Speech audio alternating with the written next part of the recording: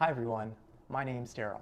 So if you're in the market for a used GT-R, one of the things that you might want to consider having done is a pre-purchase inspection, or what's commonly known as a PPI.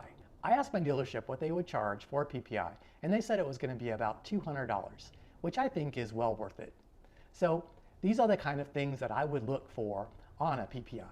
So typically, the GT-R tech for a particular dealer will be running all the tests on your GT-R, and you're going to get back a report that's going to list the results of those particular tests. I would really ask the service advisor, or if possible, the GT-R tech, if they would go through that PPI with you line by line, just to make sure that all of your questions are asked about the results. So typically, the first page of the PPI report will list the major service items that were done on that GT-R, including any repairs that were done. By looking at that report, it will give you a good idea on what the service history is of that vehicle. If the GT-R is an early GT-R, 2009 to 2011, it's going to have a record of any launches that were done with the VDC off. And so hopefully that will show as 0. So one of the major items that the PPI looks at is the transmission oil temperatures. And so one of the things that you're going to see is kind of a frequency of different ranges. So it'll list ranges from 1 through 5, and basically any records of ranges of 4 and 5 is something that you might want to be a little concerned with. That might mean that that particular GT-R had been tracked quite a bit. So basically the frequencies are, frequency 1 is 58 degrees, negative 58 degrees Fahrenheit to 4 degrees. Frequency 2 is from negative 4 to 176. And frequency 3 is 176 degrees Fahrenheit to 230. So you're going to see mostly records of frequencies 2 and 3. Frequency 4 is 230 to 284, and frequency 5 is above 284. And so basically any sort of frequency 5, Nissan really requires you to replace the transmission and differential fluid right away after that happens. But pretty much any 4 and 5s would be a little bit of something that I would be concerned about. On the example PPI report that I'm showing, it only shows records of frequencies 2 and 3. And so I would say that would be relatively normal on a GT-R. The next thing you're going to want to look at is the high temperature warnings. So on these pages, it's going to show you, any sort of clutch protection warnings or any sort of clutch overheat warnings.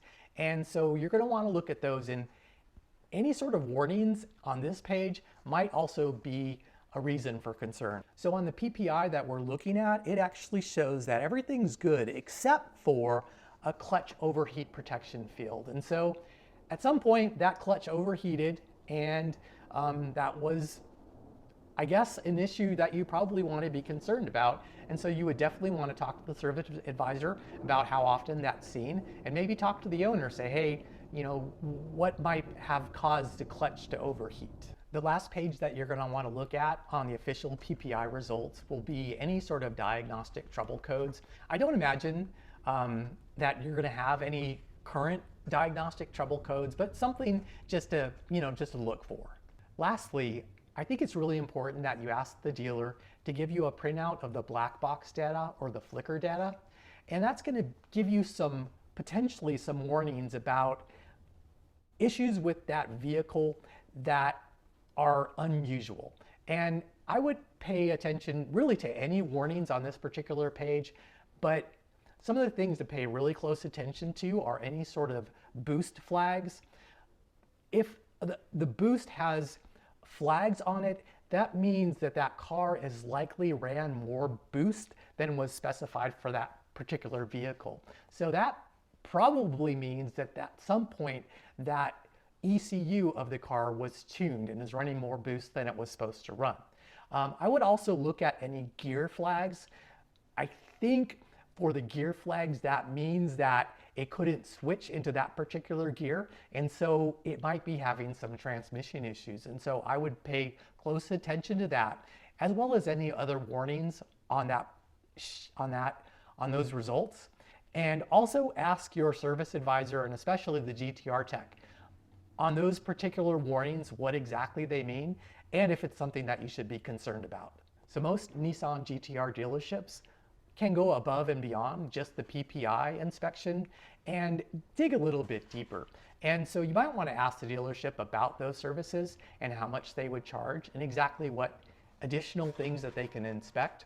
I would really like to have the bell housing looked at to make sure that it's still within the right tolerances. You also might want to ask the GT-R tech just to give it a test drive. And you know, they drive those GT-Rs all the time, and if there's something a little bit unusual, they can usually pick up on it really quickly. And so that'll give you just a little more peace of mind when making such an expensive purchase. So I did my very best to try to interpret the PPI data, but I'm no expert in regards to this. I just did some research and I think I got it right, but if I didn't, if you are more knowledgeable on the PPI results, please share them with the GT-R community. Make a post on this video, and if I got something wrong, please correct me. I sure would appreciate it, and I'm sure everybody else would as well. So if I was in the market for a used GT-R, you could bet your ass that I would have a PPI done. In fact, I'd require the seller to pay for it. I think any seller of a GT-R, just as a service to potential buyers out there, really should have that PPI done and give potential buyers a peace of mind when they're looking at that vehicle.